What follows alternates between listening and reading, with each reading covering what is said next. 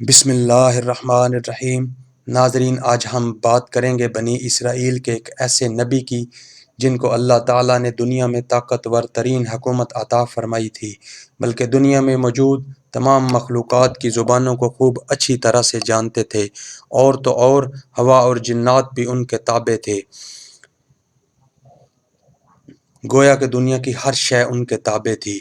اس سے پہلے جو ہمارے چینل پر نئے ہیں ان سے گزارش ہے کہ وہ ہمارے چینل کو سبسکرائب کر لیں تاکہ ہماری آنے والی ہر نئی ویڈیو وقت پر ان تک پہنچ سکے۔ جی ہاں، وہ نبی ہیں حضرت سلیمان علیہ السلام۔ حضرت سلیمان علیہ السلام داؤد علیہ السلام کے بیٹے تھے اور بطشہ بنت حینہ کے بطن سے تھے۔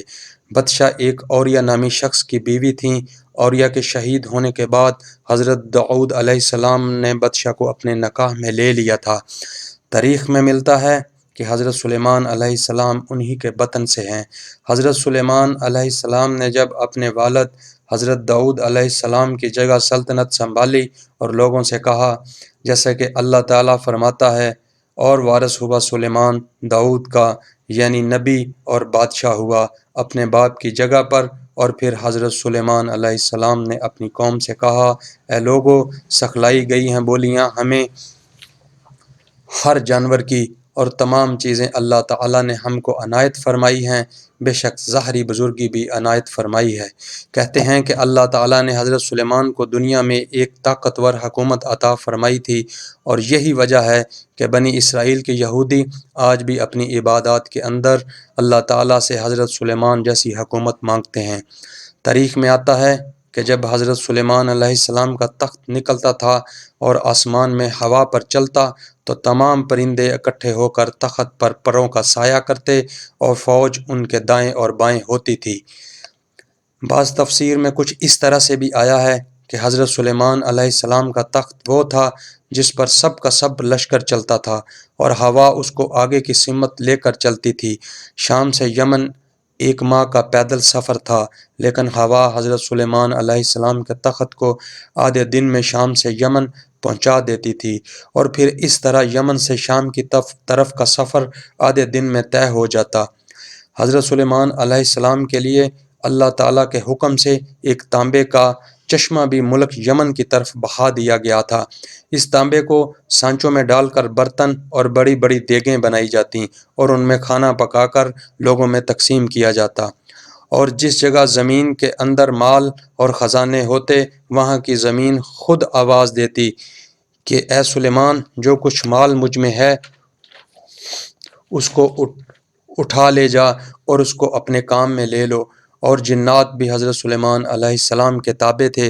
حضرت سلیمان نے جنات کو حکم دیا کہ زمین کی تہ، دریا اور خشکی سے موتی اور جواہرات کو جمع کرو۔ اللہ تعالیٰ فرماتے ہیں، اور تابع کیے سلیمان کے شیطان ہر عمارت بنانے والے اور غوطہ لگانے والے۔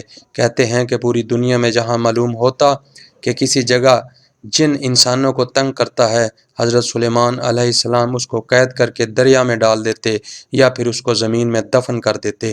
اور بعض روایات میں ملتا ہے کہ کچھ جنات ابھی تک قید ہیں۔ تاریخ میں یہ بھی ملتا ہے کہ حضرت سلیمان علیہ السلام نے ایک عالی شان محل بھی بنوایا تھا جس کی اینٹیں سونے اور چاندی کی تھیں، اور اس میں یاقوت اور زمرد جڑے گئے تھے، اور اس طرح بے شمار قیمتی چیزیں ان کی شاندار سلطنت کا حصہ تھیں۔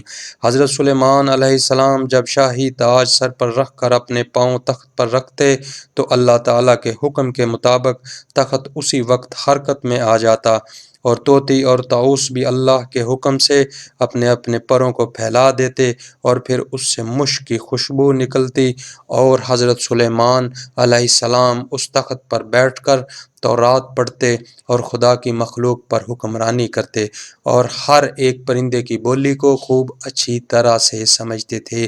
اور تاج شاہی جب سر پر رکھتے تو تمام پرندے ان کے سر پر سایہ کرتے، اور تخت کے کنارے نہریں جاری تھیں، اور ہر روز بڑی تعداد میں باورچی خانہ بناتے تھے، باوجود اس کے کہ حضرت سلیمان علیہ السلام خود اس میں سے کھانا نہیں کھاتے تھے، بلکہ وہ کھانا تمام کا تمام لوگوں میں تقسیم کر دیتے، اور خود جو کو پیس کر بناتے اور پھر اس کی روٹی پکاتے، اور ہر شام بیت المقدس میں جا کر مسلمان روزہ دار اور درویش غریب کو ساتھ لے کر کھاتے اور اللہ تعالیٰ کا شکر ادا کرتے، اور ہر وقت اللہ تعالیٰ سے مناجات کرتے اور کہتے، یا الہی میں درویشوں کے ساتھ بھی ہوں اور بادشاہوں کے ساتھ بھی بادشاہ ہوں اور پیغمبروں سے بھی ایک پیغمبر ہوں۔ اے میرے مالک، میں تیری نعمتوں کا کہاں تک شکر ادا کروں اور اس کی ادائیگی کی مجھ میں طاقت نہیں۔ یہ تھی ہماری آج کی حضرت سلیمان علیہ السلام کی عظیم سلطنت کے بارے میں کچھ خوبصورت باتیں۔ ہمیں امید ہے کہ آپ کو ہماری گفتگو پسند آئی ہوگی۔